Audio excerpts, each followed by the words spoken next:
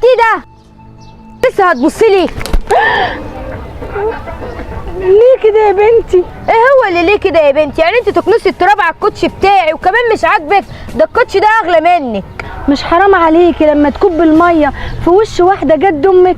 انت ما عندكيش ضمير ولا ذمه؟ مش هقول لك غير حسبي الله ونعم الوكيل فيكي. ايه اللي انت بتعمليه ده؟ تحدي كوب ميه في واحده كبيره كده؟